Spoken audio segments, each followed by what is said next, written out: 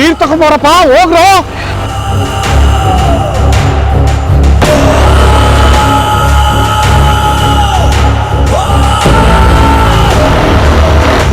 ತಪ್ಪು ಮಾಡ್ಯಾರ ಇವನಿಗೆ ದೇವರು ಸರಿಯಾದ ಶಿಕ್ಷೆ ಕೊಟ್ಟಿದ್ದಾನೆ. ಸತ್ಯ, ಮಾವ ಕೊನೆ ಟೈಮಲ್ಲಿ ಬಂದು ನಮ್ಮನ್ನ ಕಾಪಾಡಿದ್ರು. ಇಲ್ಲ ಅಂತಿದ್ರೆ ಏನಾಗ್ತಿತ್ತೋ ಏನೋ. ದುಡ್ಡು ಕೊಟ್ಟವ್ರು ಯಾರು ಅಂತ ಹೇಳೋಕ್ ಮುಂಚೆನೆ ಬೆಂಕಿಗೆ ಬಿದ್ದು ಸುಟ್ಟೋಗ್ಬಿಟ್ನಲ್ಲಪ್ಪ. ಅಯ್ಯೋ ದೇವ್ರೆ. ಅಯ್ಯೋ ಗೌಡ್ರೆ, ಏನ್ ಹಿಂಗಾಗೋಯ್ತು? ಛೇ ಛೇ ಛೇ ಛೇ ಛೇ ಛೇ. ಸದ್ಯ ಸಾಯೋ ಟೈಮಲ್ಲಾದ್ರೂ ನಿಜ ಹೇಳಿ ಸತ್ತ. ಇನ್ಮೇಲೆ ನಮ್ ಚಿತ್ರಾತ್ಕೆ ಬಗ್ಗೆ ಯಾರು ಕೆಟ್ಟಾಗಿ ಮಾತಾಡೋ ಹಾಗಿಲ್ಲ. ಯಾರಾದ್ರೂ ಮಾತಾಡಿದ್ರೆ ನಾನು ಖಂಡಿತ ಅವ್ರನ್ನ ಸುಮ್ಮನೆ ಬಿಡಲ್ಲ. ನೋಡ್ರಪ್ಪ, ಸ್ವಾತಿ ಈಗ ಮುತ್ತಣ್ಣನ ಮಗಳು ಅಂತ ಎಲ್ರಿಗೂ ತಿಳಿತಲ್ಲ.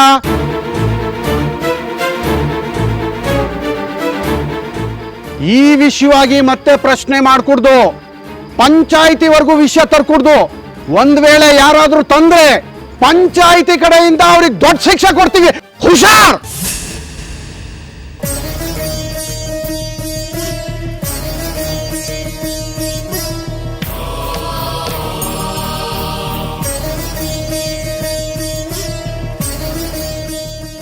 ಇದೆಲ್ಲ ಆಗಿದ್ದು ನನ್ನಿಂದಲ್ಲ, ನನ್ನ ಜೊತೆಲಿರೋ ಈ ಪುಟ್ಟ ಶಕ್ತಿಯಿಂದ ಆಗಿದ್ದು.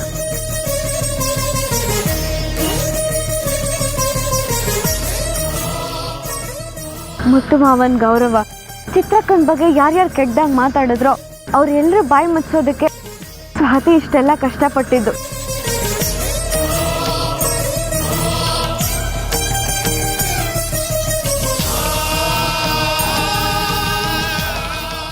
ಈ ಎಲ್ಲ ಶ್ರೇಯಸ್ಸು ಸ್ವಾತಿಗೆ ತಲುಪಬೇಕು. ನಿಮ್ಮಿಬ್ರಿಗೂ ಆ ಚಾಮುಂಡಿ ಒಳ್ಳೇದ್ ಮಾಡ್ಲವ್ವ.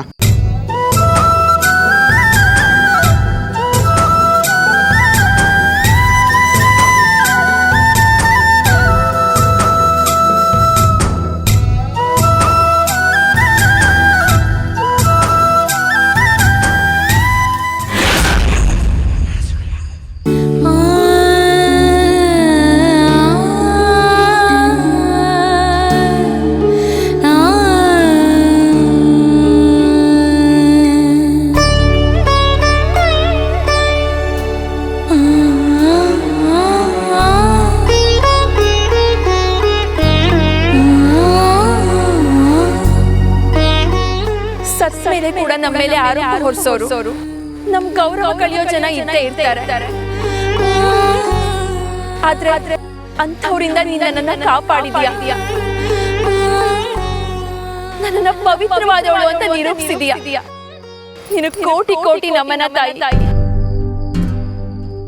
ಎಷ್ಟೊಂದು ಕಷ್ಟಗಳನ್ನು ಕೊಡ್ತೀಯ, ಅದನ್ನ ಹಾಗೆ ನಿವಾರಿಸ್ತೀಯ. ಎಲ್ಲರನ್ನು ಚೆನ್ನಾಗಿ ಬದುಕಿ ಬಾಳೋ ತರ ಮಾಡು.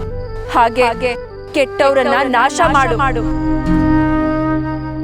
ಇವತ್ತು ಸ್ವಾತಿನೇ ನನ್ನ ಮುತ್ತು ಮಾವನ್ ಮಗಳು ಅಂತ ಊರವರಿಗೆಲ್ಲ ಕೇಳಿಸ್ಕೊಟ್ಟಿದ್ಯಾ. ಹಾಗೆ ಅಪ್ಪ ಅಂತ ಗೊತ್ತಿದ್ರು ಮುತ್ತು ಮಾವನ್ ಹತ್ರ ಮಾತಾಡಕ್ಕಾಗದೆ ಇರೋ ಸ್ವಾತಿ ಮಗಳು ಅಂತ ಗೊತ್ತಿದ್ರು ನೋಡಕ್ಕಾಗದೆ ಚಿಕಿತ್ಸೆ ಪಡಿತಾ ಇರೋ ಮುತ್ತು ಮಾವ. ಇವರಿಬ್ರು ಒಬ್ರನ್ನೊಬ್ರು ಬೇಗ ನೋಡು ಹಾಗೆ ಮಾಡು ತಾಯಿ. ತಂದೆ ಮಗಳು ಯಾವಾಗ್ಲೂ ಖುಷಿಯಾಗಿರ್ಬೇಕು. ಬೆಳ್ಳಿ ಮುತ್ತು ಮಾವನ್ ಮದ್ವೆ ನಡಿಬೇಕು. ಇದನ್ನೇನಾದ್ರೂ ನೀನ್ ನೆರವೇರಿಸ್ಕೊಟ್ರೆ ನಾನು ನಿನ್ನಲ್ಲಿ ಐಕ್ಯಳಾಗೋಗ್ತೀನಿ ತಾಯಿ. ದಯವಿಟ್ಟು ಇದೊಂದು ಕೋರಿಕೆಯನ್ನ ನೆರವೇರಿಸು ತಾಯಿ.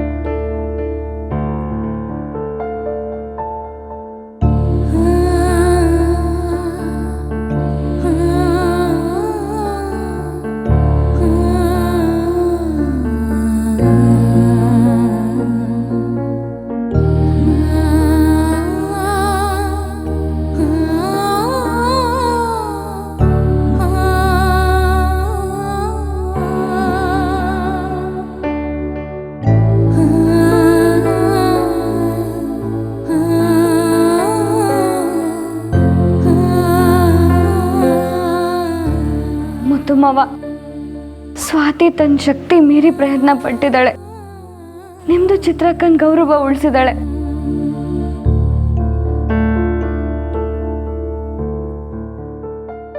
ಅವಳನ್ನ ಮಾತಾಡ್ಸೋದಕ್ಕಾದ್ರೂ ನೀವು ಎದ್ದು ಬರಬೇಕು ಮಾವ.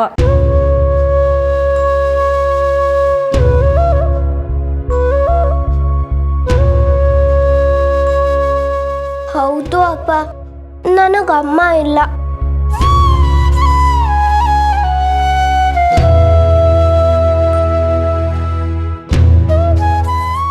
ಇವಾಗ ನೀನು ನನ್ನನ್ನು ಬಿಟ್ಟು ಹೋದ್ರೆ ನಾನು ಯಾರನ್ನ ಅಪ್ಪ ಅಂತ ಕರಿಬೇಕು?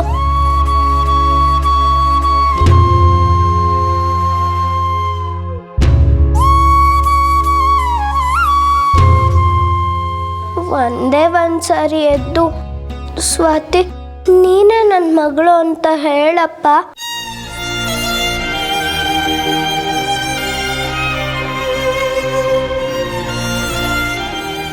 ಪ್ಲೀಸ್ ಅಪ್ಪ. ಭಯ ಪಡಬೇಡ ಮಗು.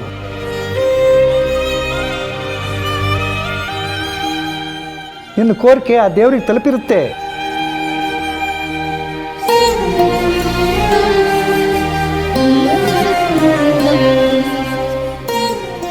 ಬೆಳ್ಳಿ, ಇವತ್ತು ನೀನು ಆ ದೇವರಿಗೆ ಪ್ರಾರ್ಥನೆ ಸಲ್ಲಿಸು. ಇವತ್ತೇ ಕೊನೆ ದಿನ. ಮುಖ್ಯವಾದ ದಿನನಾ?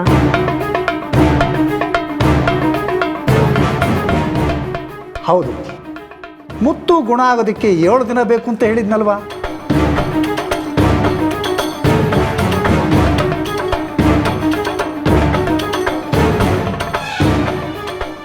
ಇವತ್ತೇ 7ನೇ ದಿನ.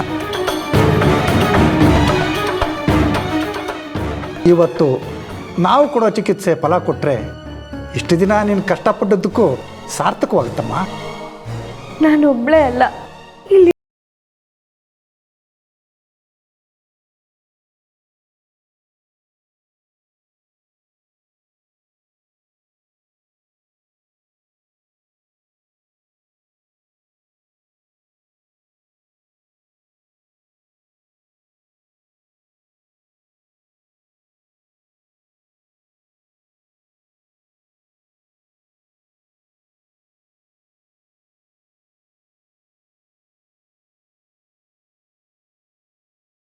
ಎಲ್ಲ ಕೈಮೀರಿ ಹೋಗ್ತಾ ಇದೆ. ಒಂದು ವೇಳೆ ಮುತ್ತುಗೇನಾದರೂ ಹೆಚ್ಚು ಕಡಿಮೆ ಆದರೆ ಏನು ಮಾಡ್ತೀಯಾ? ನನಗಿಲ್ಲಿರೋಕ್ಕೆ ಮನಸ್ಸಾಗ್ತಿಲ್ಲ. ಮೊದಲು ಇಲ್ಲಿಂದ ಹೋಗೋಣ. ಬನ್ನಿ ದೊಡ್ಡಪ್ಪ.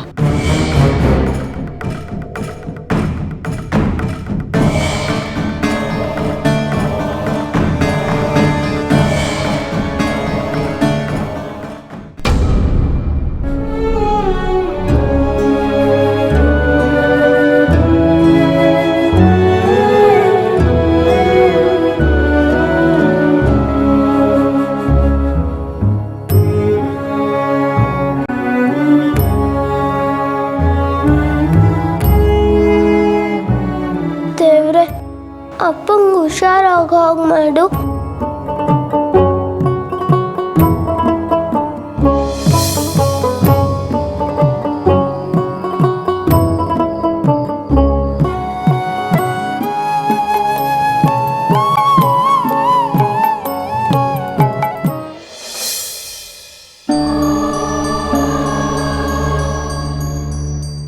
ಗುರುಗಳೇ, ನೀವು ಹೇಳಿದ ಸಮಯ ಬಂದಿದೆ ಅಂತ ಕಾಣಿಸುತ್ತೆ. ಆದರೆ ಮುತ್ತು ಮಾವನಲ್ಲಿ ಯಾವುದೇ ಬದಲಾವಣೆ ಕಾಣಿಸ್ತಿಲ್ವಲ್ಲ. ಈಗೇನು ಮಾಡೋದು? ತಾಳ್ಮೆ ಇರಲಿ ಬೆಳ್ಳಿ. ನೀನು ತಂದಿರೋ ಸಂಜೀವಿನಿ ಗಿಡಮೂಲಿಕೆನಲ್ಲಿ ಅಷ್ಟೊಂದು ಶಕ್ತಿ ಇದೆ. ನಾನು ಹೇಳಿರೋ ಸಮಯಕ್ಕೆ ಇನ್ನೂ 5 ನಿಮಿಷ ಬಾಕಿ ಇದೆ. ಅಷ್ಟರಲ್ಲಿ ಏನಾದರೂ ಅದ್ಭುತ ನಡೆದ್ರೂ ನಡೀಬಹುದು. ಎಲ್ಲರೂ ಆ ದೇವರಲ್ಲಿ ಪ್ರಾರ್ಥನೆ ಮಾಡ್ಕೊಳ್ಳಿ.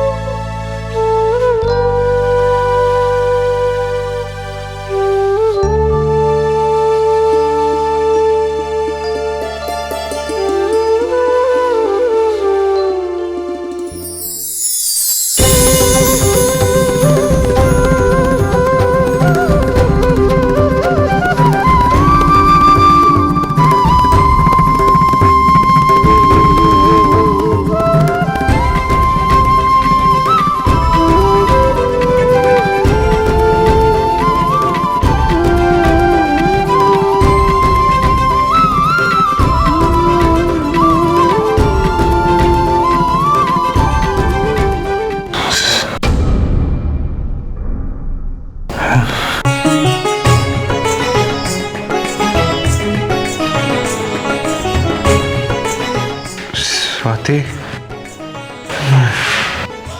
ಸ್ವಾತಿ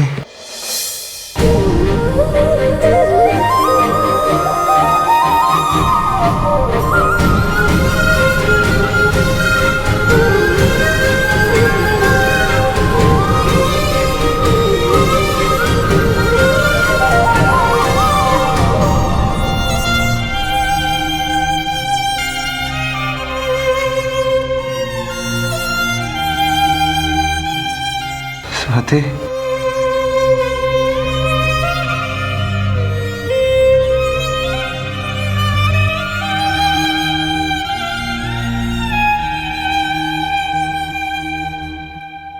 ಸ್ವಾತಿ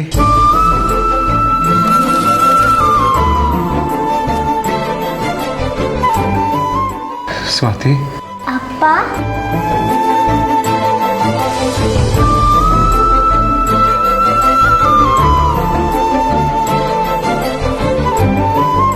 ಅಪ್ಪ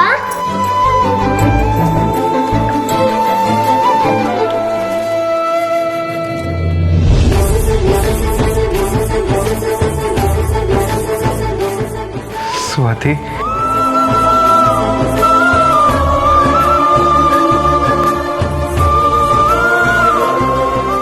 ಸ್ವಾತಿ ಅಪ್ಪ ನೀನ್ ಮತ್ತೆ ನನಗೋಸ್ಕರ ಹುಷಾರಾಗಿ ಬಂದ್ಬಿಟ್ಯಾ? ಸ್ವಾತಿ ನೀನು ನನ್ನ ಮಗಳು. ನನ್ನ ಜೊತೆ ಇದ್ದು ಕೂಡ ನನಗೆ ತಿಳಿದೇ ಹೋಯ್ತು ನೋಡು. ಚಿತ್ರನ್ ಜೊತೆ ನೀನು ತೀರ್ಕೊಂಡಿದ್ಯಾ ಅಂತ ದಿವಸ ಕೊರಗ್ತಾ ಇದ್ದೆ. ಇಬ್ರನ್ನು ಕಳ್ಕೊಂಡು ಯಾಕೆ ಬದುಕಿರ್ಬೇಕು ಅಂತ ಅನಿಸ್ತಿತ್ತು. ನೀನು ಬಂದು ನನ್ನ ನೋವನ್ನೆಲ್ಲ ಕಮ್ಮಿ ಮಾಡಿದ್ಯಾ.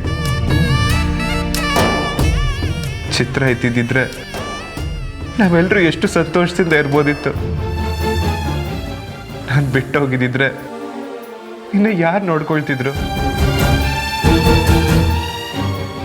ಕೊನೆವರೆಗೂ ನಿನ್ನ ಜೊತೆನೇ ಇರಲಿ ಅಂತ ಆ ದೇವರು ನನ್ನ ವಾಪಸ್ ಕಳಿಸಿದ್ದಾರೆ. ಅಪ್ಪ ಹಾಗೆಲ್ಲ ಮಾತಾಡಬೇಡ.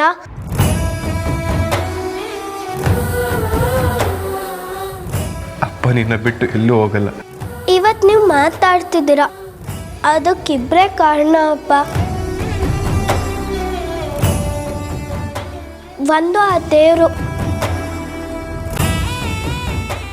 ಇನ್ನೊಂದು ಚಿಕ್ಕಿ.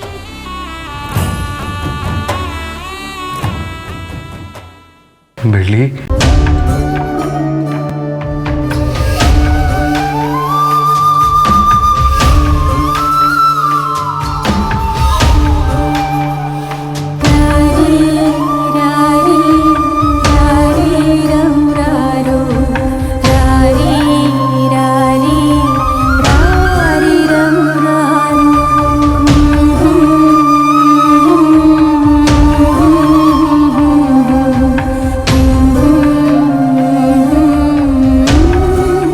ಮುತ್ತಣ್ಣ, ನಿಮ್ಮ ಹತ್ರ ಸ್ವಲ್ಪ ಮಾತಾಡ್ಬೇಕಪ್ಪ.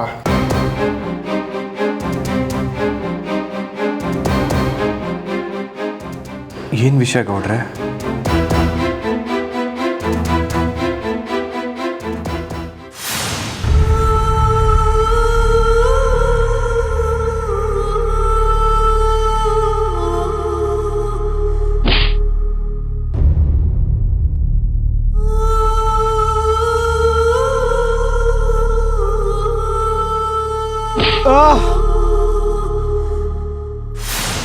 ನನಗೆ ಹೀಗೆಲ್ಲ ನೆನಪಾಗ್ತಿದೆ.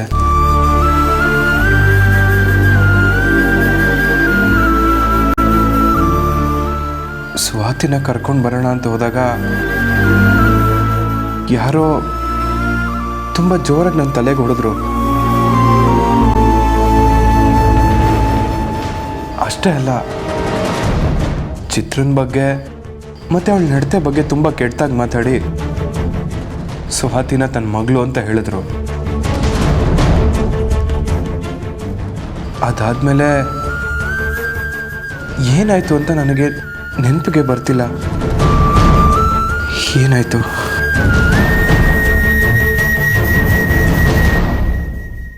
ಅವರೆಲ್ಲಿದ್ದಾರೆ ಗೌಡ್ರೆ? ನಾನು ಅವ್ರನ್ನ ನೋಡಬೇಕು. ಅವ್ರನ್ನ ಜೀವಂತವಾಗಿ ಉಳಿಸಲ್ಲ ನಾನು ಉಳಿಸಲ್ಲ. ನೀನು ಕೇಳ್ತಿರೋ ಆ 3 ಜನ ಬದುಕಿಲ್ಲ ಮುತ್ತಣ್ಣ. ಅವ್ರು ಮಾಡಿದ ಪಾಪಕ್ಕೆ ಆ ತಾಯಿ ಚಾಮುಂಡಿ ತಕ್ಕ ಶಿಕ್ಷೆ ಕೊಟ್ಟು ತನ್ನ ಹತ್ರನೇ ಕರ್ಕೊಂಡಿದ್ದಾಳೆ. ಏನು ಹೇಳ್ತಿದ್ದಾರ ಗೌಡ್ರೆ? ಹೌದು ಮುತ್ತು, ನೀನು ಕಷ್ಟದಲ್ಲಿದ್ದಾಗ ಸ್ವಾತಿನ ಜೋಪಾನ ಮಾಡಿದ್ದಲ್ದೆ ನಿನಗೋಸ್ಕರ ಹಗಲು ರಾತ್ರಿ ಕಷ್ಟಪಟ್ಟಿದ್ದಾಳೆ.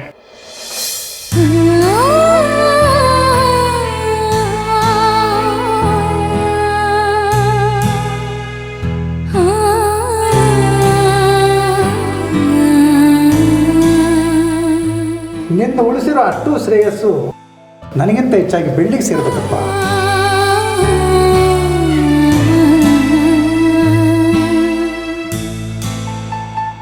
ಆಕೆ ಮಾಡಿರೋ ತ್ಯಾಗ ಅಷ್ಟಿಷ್ಟಲ್ಲಪ್ಪ. ಸಂಜೀವಿನಿ ಎಲೆ ತರಕ್ಕೆ ಸಿದ್ದಪ್ಪಾಜಿ ಬೆಟ್ಟಕ್ಕೆ ಹೋಗಿ ಅಲ್ಲಿ ಬರೋ ಕಷ್ಟಗಳನ್ನು ಎದುರಿಸಿ ಬಂದಿದ್ದಾಳಪ್ಪ.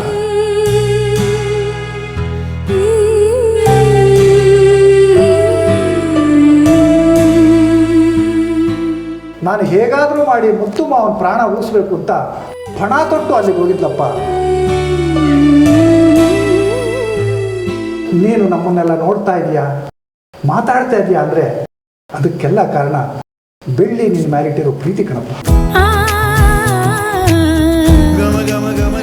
ಅವಳು ನಿನ್ನ ಮೇಲೆ ಎಷ್ಟು ಗೌರವ ಇಟ್ಟಿದ್ದಾಳೆ ಗೊತ್ತಾ? ಆ ಗೌರವ ಮುಂದೆನೂ ಹೀಗೆ ನಡ್ಕೊಂಡು ಹೋಗ್ಲಪ್ಪ.